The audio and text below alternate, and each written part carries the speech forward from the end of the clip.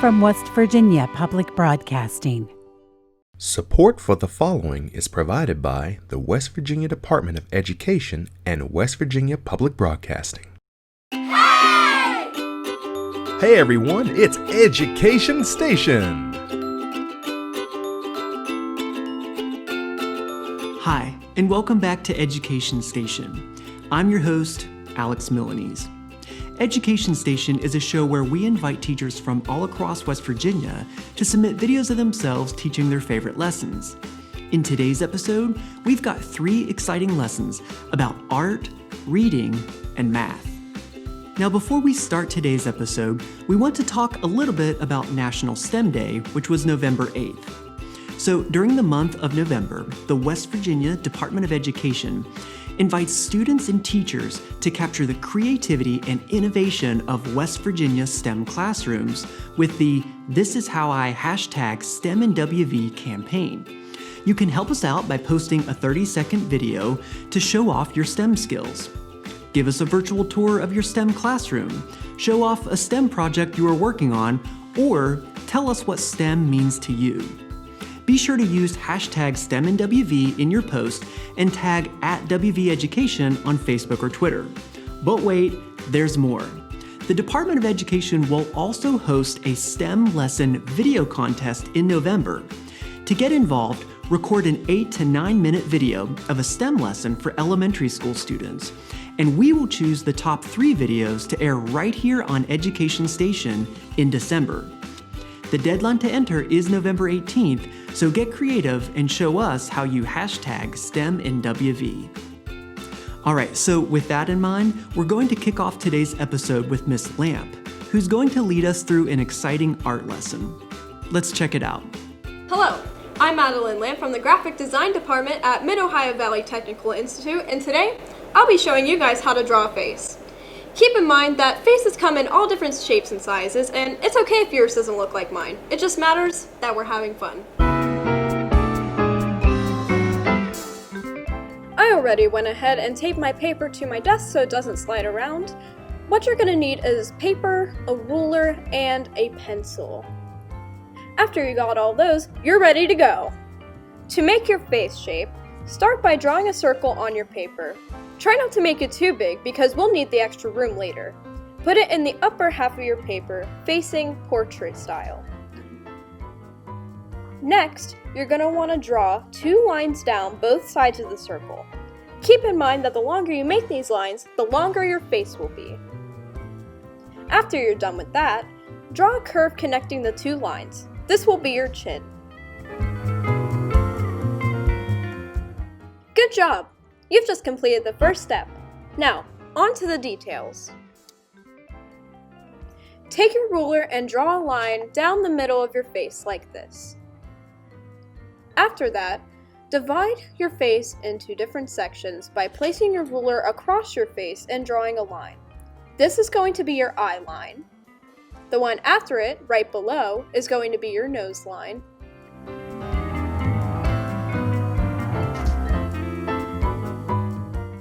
And lastly, your mouth line.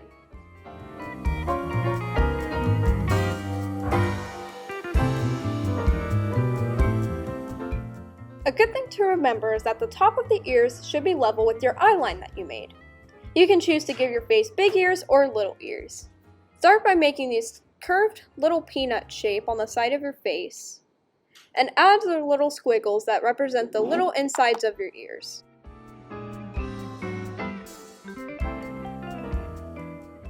For this next step, you're going to need your ruler again.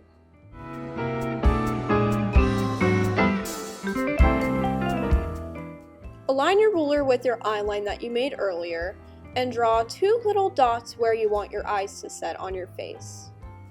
These will act as guidelines for whenever you go to make your eye shape.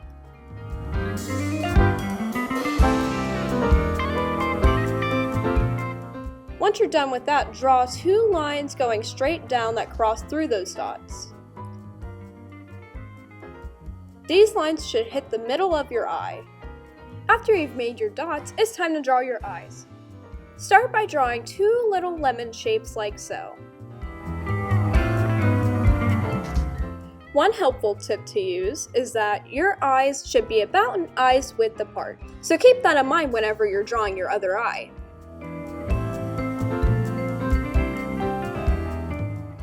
Now to draw the inside of your eye, start by making a circle in the middle. After you're done with that, draw a tiny filled-in circle inside of that circle. I also chose to include this little highlight and the inner corner of the eye by drawing little curves and shapes like so.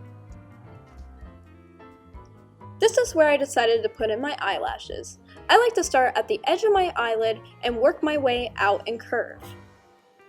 I'm going to finish off this eye by drawing 2 long curves above the eye. This will be your eyelid. You'll need your ruler for this next step. Start by finding the inner corner of your eye and drawing a line down on either side.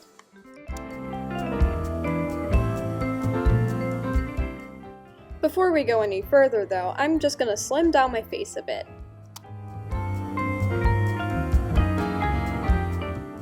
To get started on your nose, start by drawing 2 little C shapes on either side of these lines. These are going to be the edges of your nose.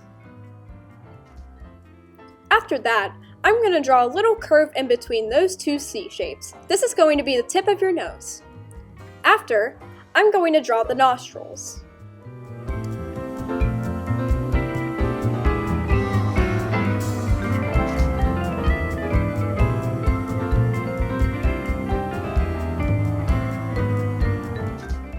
I'm going to go ahead and draw 2 sweeping lines on either side of my nose. This is going to be the bridge of my nose.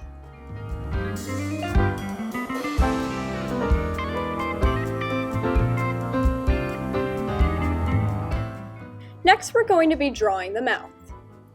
Start by drawing a little curve for your Cupid's bow. And then we're going to draw 2 lines that go up from the line that you made for your mouth at the start. Then draw a little curve connecting those lines.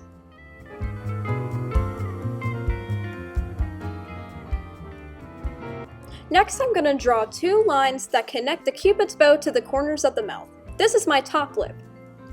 Then I'm going to do the same and make my bottom lip.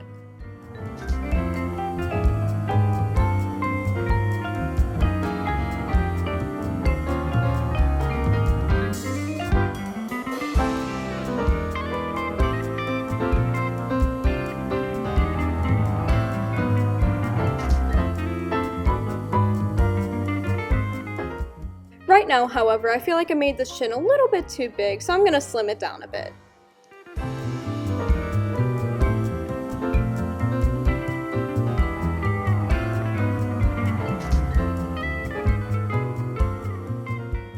Now I'm just going to erase these little lines down here so that we can move on to the next step.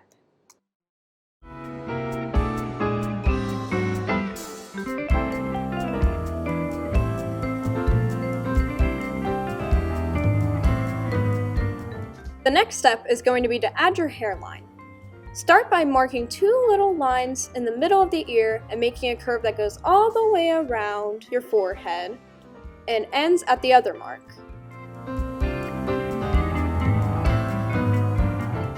After that, I'm going to draw my eyebrows. I like to start in the corner of the eye to the end of the eye and work my way outwards. I like to make fine little hair strokes that form into one big mass.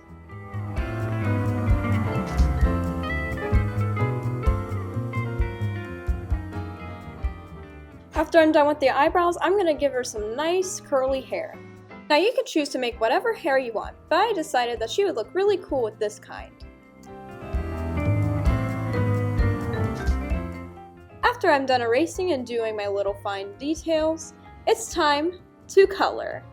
You can choose to do whatever colors you want, but these are the ones I have set in front of me right now, so I'm going to use them. Alright, let's go! A good thing to remember is that your creases should be in darker colors, while the more prominent features on your face should be lighter. For that reason, I'm going to be using a darker brown for my creases and a nice tan for my other features. I really like to layer and blend my color so that it looks more realistic, like what I'm doing here with the lips.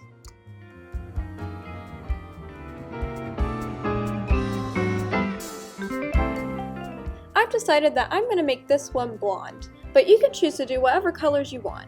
Don't be afraid to get creative with your color choices.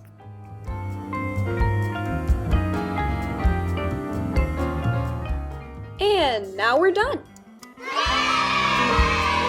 And there we have it. You just learned how to draw a face. We'd love to see what you guys came up with. On Instagram, you can use the hashtag #MyMopTieFace to let us know what kind of crazy faces you guys made. That's all for today. Thank you guys for watching, and I'll see you next time. Bye! Thanks, Miss Lamp. Okay, next up, we're going to enjoy a fall-inspired story and activity from Mrs. Piekarski. Let's check it out. Hi guys, it's Mrs. Piekarski, and today we're going to read a story called The Runaway Pumpkin. So, I'm going to read to you all the words that we have here, and then we're going to keep going right along. So, it says, there once was a little pumpkin who wanted to run away on a Halloween adventure. I want to explore Halloween. I am a little Halloween pumpkin, he told his mother. He thought his mother would miss him. His mother said, before you run away on an adventure, you must be prepared. After all, you are my little pumpkin. Where will you go? She asked. I am going to ride on a witch's broom and fly over Halloween Town, the little pumpkin said.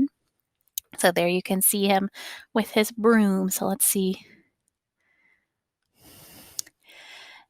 Then I will pack your parachute in case you fall off, his mother replied.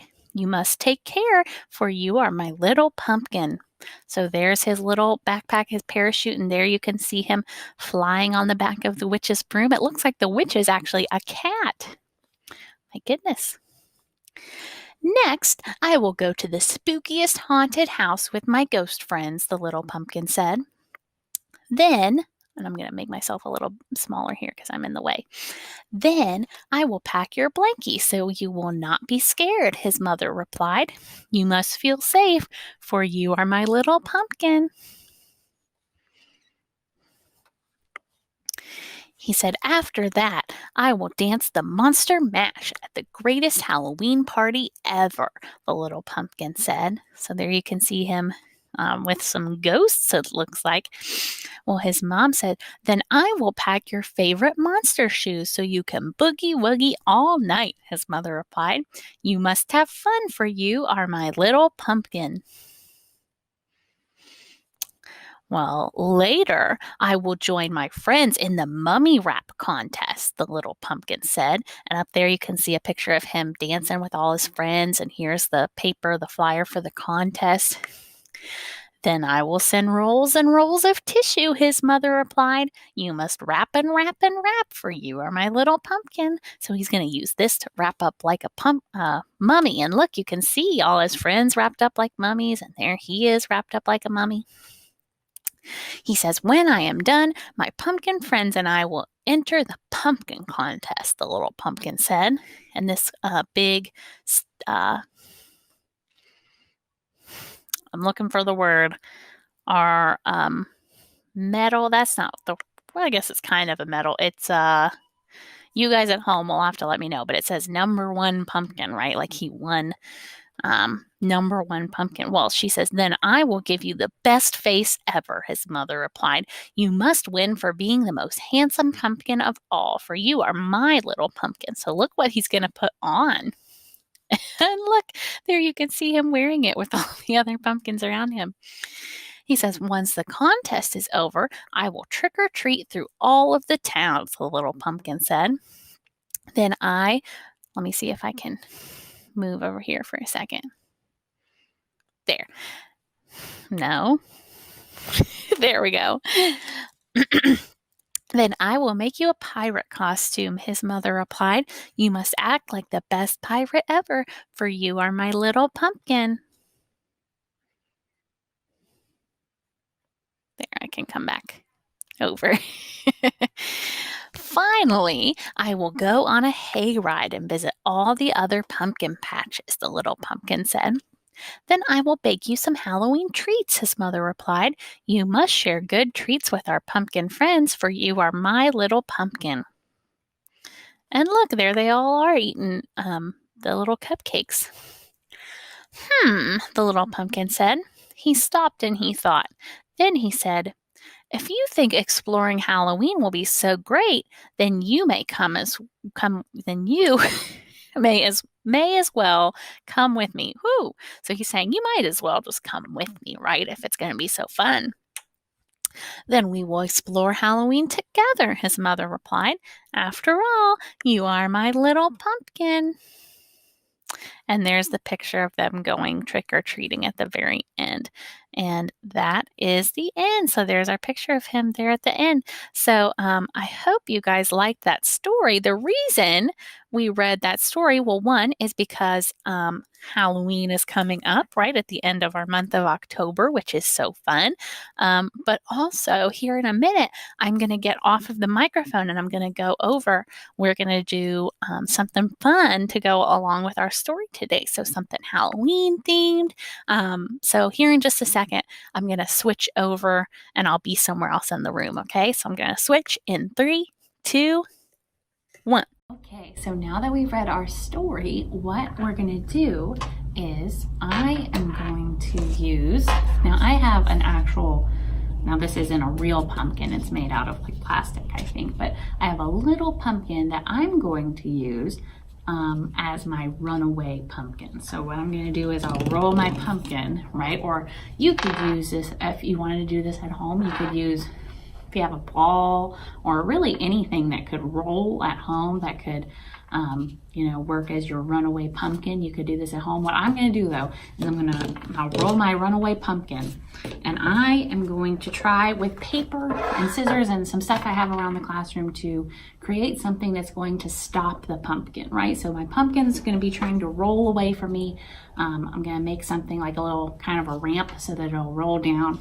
And I'm going to try to create something with stuff from around my classroom to try to stop it. So we'll be back in a minute with what I've created and we'll see. You guys can make your predictions at home if you think that I'll be able to stop the runaway pumpkin or if my whatever I built isn't going to be enough to stop it. We'll have to see, but you guys can give me a thumbs up or a thumbs down if you think I'm going to stop it or not. Okay, so we'll be right back with what I built.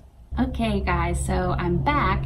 As you can see, this is going to be my ramp. So I have a chest that I have, this blue chest in my room, and I usually use these as dividers so that people can't see your stuff, like your papers that you're working on. I'm going to use it today as a ramp, and this is what I've built to try to stop it. So I have a wall at the back that hopefully, it's just made out of paper, but hopefully it'll be enough to stop my runaway pumpkin. So what I want you to do now is make your predictions at home. Get a thumbs up if you think that my stopper is going to stop my pumpkin, and I want you to give me a thumbs down if you think this isn't going to be enough. This is a really steep ramp. Okay, got our predictions ready. I'm hopeful that this is going to stop it. So I'm going to say I believe in myself. I think I can do it. So, all right, here we go. I'm going to do a countdown. If you guys want to count down with me, I'll do 3, 2, 1, like when a rocket, blasts off, and we'll try it. Okay, so 3, 2, 1. Hey, okay, so I was able to stop the runaway pumpkin. So it was just enough. I think it bounced up a little bit, but it stopped. So my stopper worked. I was able to build something that stopped the pumpkin as it rolled down and away. So if you guys want to do this at home, you can. If you have the stuff that you want to try to, build a ramp and have some fun trying to stop stuff rolling away, like our runaway pumpkin, right? Then you totally can. I would love to see what you end up building if you decide to do that.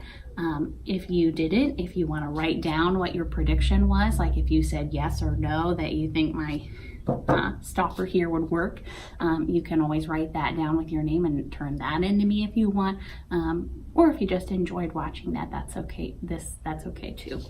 Okay, so either way, I hope you guys enjoyed this. I hope you have a great day today, and I'll see you guys soon. Bye guys. Thanks, Mrs. Piekarski. Now, quick question before we watch our final segment. Have you ever seen construction workers pouring concrete and wondered how they know how much concrete to actually use? Well, our next teacher, Mr. Roberts, is going to walk us through how to accurately estimate the amount of concrete needed for a particular job. Let's check it out. Hello, my name is Hugh Roberts. I teach building maintenance and operations at Cabell County Career Technology Center. One of the many things my students have to learn to do is estimating, and a big part of that is estimating concrete. So today I'm doing an introduction on how you estimate concrete.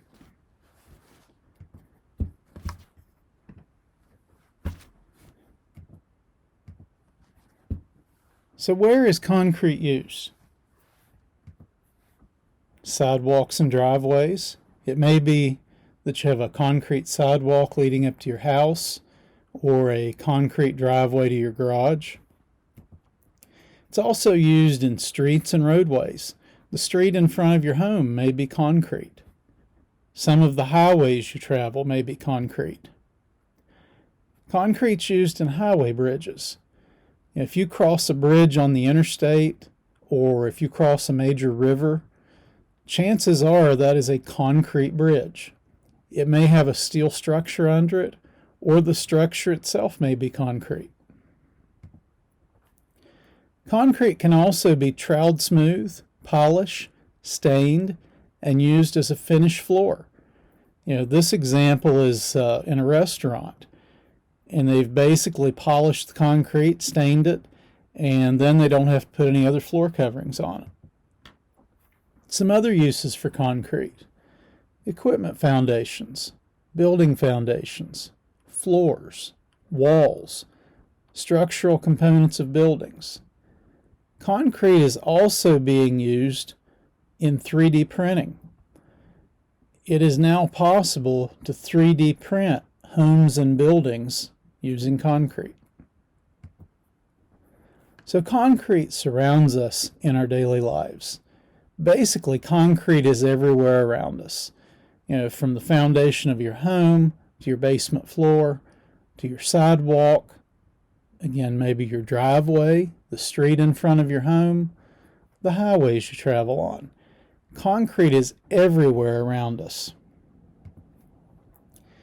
And anywhere you see concrete, someone had to estimate the amount of concrete required for the project. This is where math comes into concrete. And estimating concrete is an essential part of any concrete project. Now, who estimates concrete? In some cases, it's the construction estimator or the project manager, a construction foreman, a job superintendent on a construction project, a carpenter, a cement finisher, or maybe even you getting ready to do a concrete project at home. For example, if you're going to pour a new driveway, you need to be able to estimate how much concrete it will take to do that driveway. So how is concrete measured? If you order concrete, you're going to order it by the cubic yard.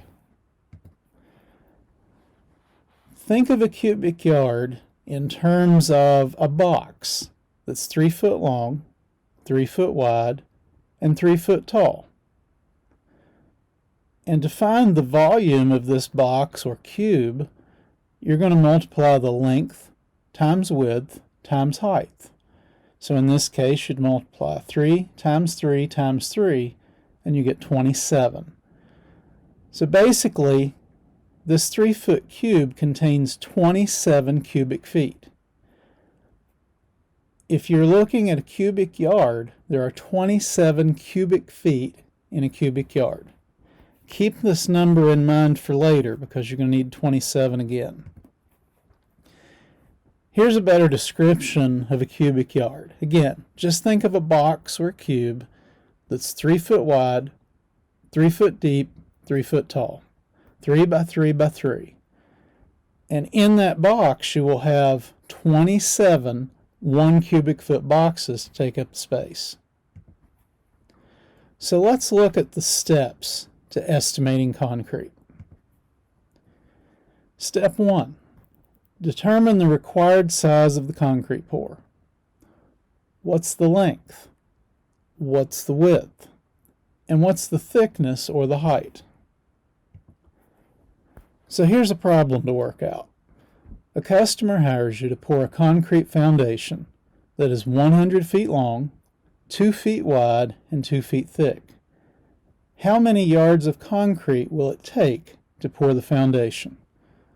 So the first thing you have to do is find the length, which is 100 feet, and the width, which is 2 feet, and the thickness or height, which is also 2 feet.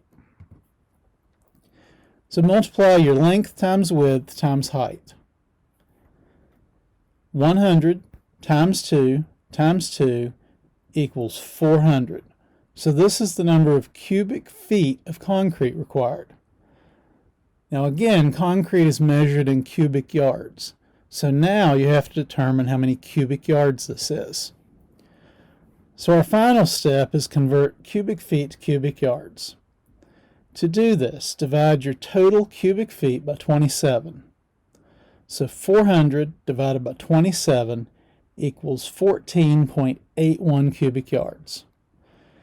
Now, if you forget to convert to cubic yards and you just stop at 400 and you order your concrete, they're going to send you 40 concrete trucks, as each truck hauls about 10 yards.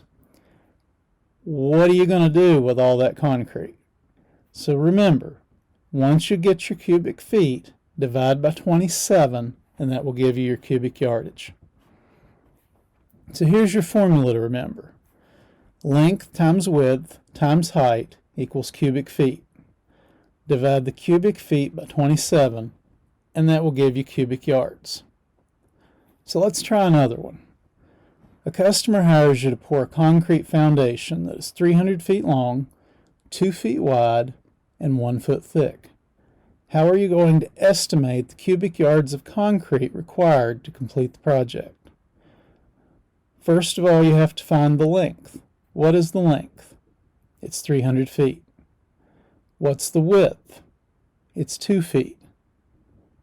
And what is the thickness or the height? It is 1 foot.